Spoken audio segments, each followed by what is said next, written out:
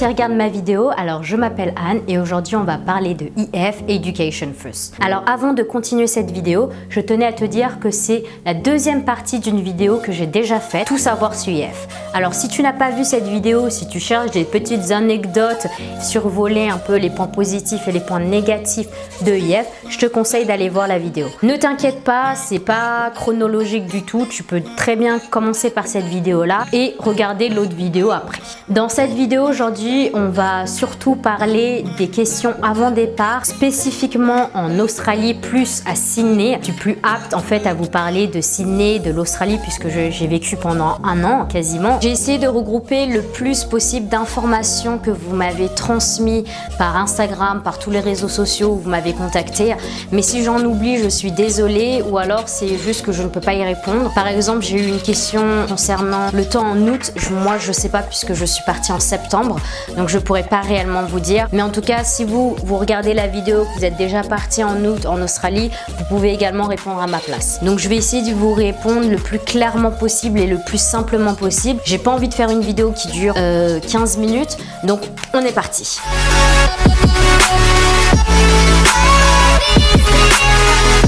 Alors, première question, ça a été emplacement géographique de l'école et des résidences. Alors, en général, ce que je me souviens avec IF, c'est que les emplacements étaient plutôt bons. En tout cas, au niveau de l'école, c'était plutôt bien. Moi, j'étais plutôt dans le centre, à côté du centre. Donc, j'étais entre 10 minutes en bus et 30 minutes à pied, mais je préférais marcher. On m'a demandé également les tranches d'âge. Alors, les tranches d'âge, en tout cas en Australie, ce dont je me souviens, c'était la tranche d'âge, c'était entre 19 et 25 ans. Alors, on m'a demandé également une question qui était plutôt pas mal.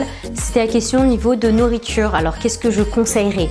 Si vous partez en Australie, je vous déconseillerais surtout la viande. C'est un peu bizarre dit comme ça, on pourrait penser justement que la viande est extrêmement bonne en Australie, mais en tout cas, c'est pas vraiment le cas. On peut trouver meilleure qualité en tout cas en Europe.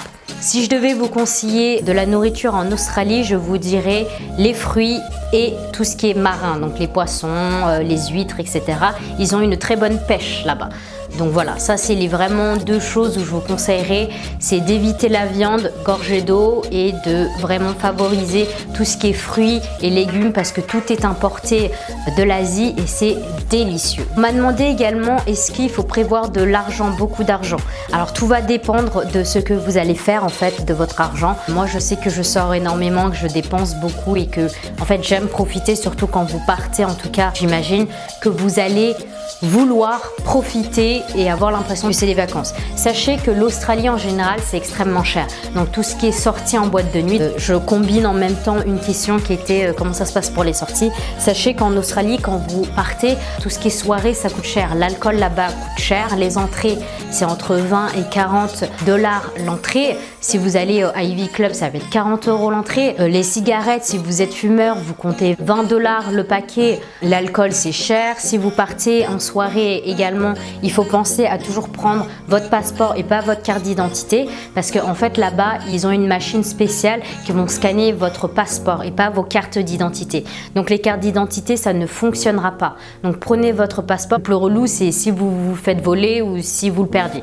Là, ça va être extrêmement relou, mais vous inquiétez pas, il y a l'ambassade de France aussi en Australie. Les transports aussi coûtent extrêmement cher parce que vous payez pas comme en France un ticket, vous allez où vous voulez. Non, non. À Sydney, c'est vous payez en fait le trajet d'un point à un autre. On m'a également demandé si je favorisais les activités avec IF plus que les activités solo. C'est bizarre dit comme ça. Ok, non, ok. Je vais reformuler. Est-ce que je conseillerais de faire les activités avec IF? Alors pour ma part, je vous dirais oui et non. Alors oui, pour ce qui est des soirées, vraies soirées. Donc ce qu'on appelle plutôt des soirées dansantes. Voilà. Donc tout ce qui est soirées dansantes, en général, c'est des élèves qui les organisent et c'est vraiment bien puisque vous pouvez avoir, vous payez 50 $, donc ça dépend des budgets qu'ils mettent. Donc soirée bateau, ça peut être vraiment cool. Soirée boîte de nuit, parfois ils privatisent des boîtes de nuit. Pour ce qui est plutôt des activités, donc surf par exemple, je vous dirais non en fait. Non pas que ça soit pas bien, au contraire, c'est vraiment très très bien. L'inconvénient, je vous dirais, c'est qu'on est un très grand nombre et du coup, vous allez être répartis en groupe et du coup, vous allez surfer qu'une fois par journée ou 2 fois par jour. Donc ça dépendra également du temps. Pour ce qui est activité surf, moi je vous conseillerais de partir avec vos amis. Faites-vous un petit peu d'amis, il y a des sites avant de partir où vous pouvez contacter déjà des gens sur Facebook. Ça s'appelle Français à Sydney, il y a plein de groupes comme ça.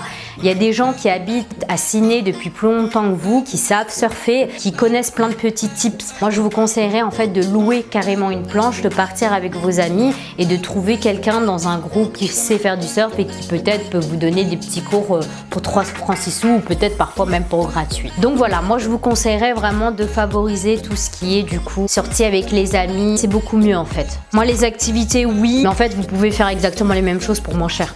Donc bon, voilà. Du coup là on va jumper sur la question suivante qui est la question de sécurité à IF. Alors moi j'ai fait que 2 résidences avec IF, donc quand j'étais partie au tout début quand j'avais 15 ans en Angleterre, pardon, et l'autre fois du coup en Australie. Ce que je me souviens des résidences c'est qu'il y avait des caméras, donc à peu près partout sauf dans les chambres évidemment, et les portes fermées à clé, mais c'est pas des portes à clé double tour, hein. Je crois que c'est tour simple.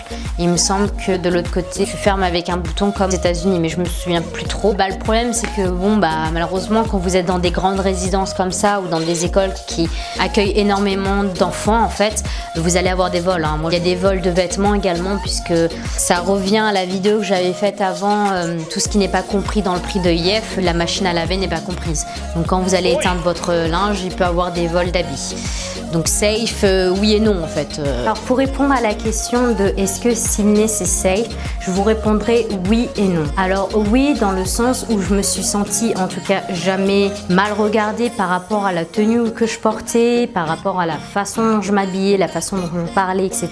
J'ai jamais eu de problème de frotteur dans le métro, j'ai jamais eu réellement de mecs qui me suivaient non plus. Mais je vous dirais non, faites attention parce que ça ne veut pas dire que moi, c'est pas parce que ça m'est pas arrivé que c'est pas arrivé à une autre fille, hein. Donc voilà, moi je pense que sur ça, faut prendre un peu des pincettes, ça dépend pas réellement de où tu vas, ça dépend juste de la personne sur qui tu tombes en fait. Tu peux être n'importe où, tu peux être en Suisse, tu peux être en France, tu peux être en Inde, tu peux être au Mexique, tu peux être en Australie, tu peux être dans le pays le plus safe, tu peux être dans une église, que si tu rencontres un fou, tu t'auras un fou, c'est tout. Mais dans l'ensemble, non, les Australiens sont pas trop du genre aguicheurs. Si c'est la question générale. Mais il faut toujours faire attention, peu importe où on va, puisque en fait, finalement, l'année où je suis partie en Australie, il y a un garçon qui a disparu. Et d'ailleurs, bien qu'on imagine que ce soit les femmes qui sont le plus kidnappées, et en réalité c'est les hommes. Il y a beaucoup plus de pourcentage sur les hommes que sur les femmes. Donc faites attention les garçons si vous partez en backpack, et les filles si vous partez seules également, faites attention, peu importe où vous êtes, peu importe avec qui vous êtes, vous faites toujours attention. Alors on m'a demandé également si les magasins étaient ouverts. Alors en Australie, en tout cas à Sydney, les magasins étaient ouverts même le dimanche. Donc ça c'était hyper cool et ils étaient ouverts plutôt tard, donc plus tard qu'en France. Il me semble qu'ils ferment vers 20h, 21h il me semble. C'est à reconfirmer, ceux qui habitent en Australie, commentez dans la barre d'infos. Non, pardon, commentez dans la barre de commentaires. Alors on m'a demandé une question, ça m'a fait un peu rire. Comment ça se passe pour les voyages à IF en fait pour prendre l'avion? Est-ce que dans les sites, les Français à Sydney, certains partent avec IF? Alors vous pouvez toujours demander, moi j'ai pas du tout fait ça comme ça, donc je sais pas. Donc voilà, moi j'ai rencontré des gens à l'aéroport, mais vous pouvez aussi contacter des gens sur des groupes Facebook. Alors là on arrive à une question qui m'a fait vraiment marrer, c'était comment sont vus les Français à Sydney, enfin en Australie en général. Bon alors, comment vous dire que à l'époque, c'était pas il y a 10 ans, hein, c'était il y a 2 ans, mais quand j'y étais, les Français en tout cas n'étaient pas très bien vus. Ne fumez pas de la drogue, c'est pas bien. Si vous fumez de la drogue et que vous cherchez à acheter de la drogue, vous allez vous orienter vers les Français et les Allemands. Surprise, motherfucker. Voilà. C'est fait. Bon bah voilà, en fait c'est juste l'image que les Australiens ont des Français, c'est un peu des profiteurs, hein. Bon c'est un peu vrai, ils volent dans les magasins. En Australie c'est un peu facile de voler parce que les détecteurs de code barre en fait ils fonctionnent pas réellement, du coup il y a beaucoup de gens qui volent. Les Allemands aussi volaient énormément, ouais, les Allemands et les Français sont un peu mal vus en Australie, donc voilà, je devrais pas vous dire ça sur cette chaîne. Est-ce que j'ai loué une voiture?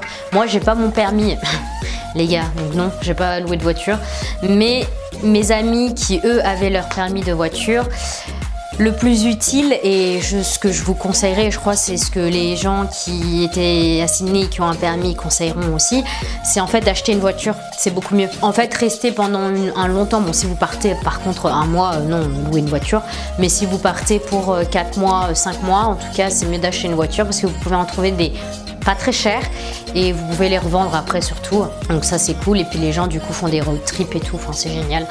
Alors là c'est une question du coup concernant IF. Est-ce qu'il y a un suivi après IF? On entend souvent entendu parler que IF avait énormément de contacts avant le départ, mais qu'une fois parti, silence radio. Eh bien, sachez que c'est vrai. Voilà. Oui, alors, il n'y a pas de suivi avec IF.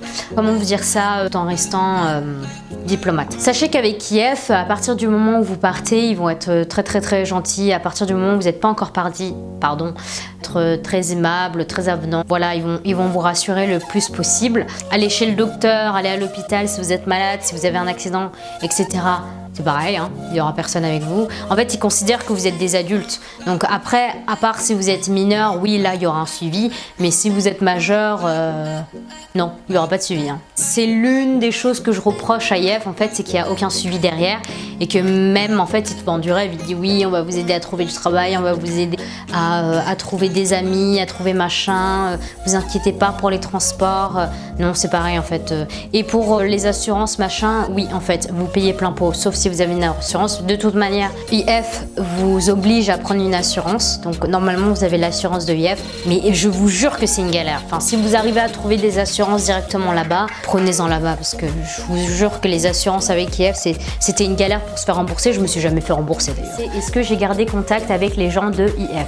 Alors sachez que oui, moi pour ma part, j'ai gardé des contacts avec des gens de IF. D'ailleurs, c'est mes très bonnes potes qui je vois encore, on se prévoit des vacances, etc. Le fait de prendre de la maturité va vous amener à savoir qui sont vos amis et qui ne le sont pas. Je crois que ces gens-là, une fois étant partis une année entière, ils sont revenus en ayant fait le tri.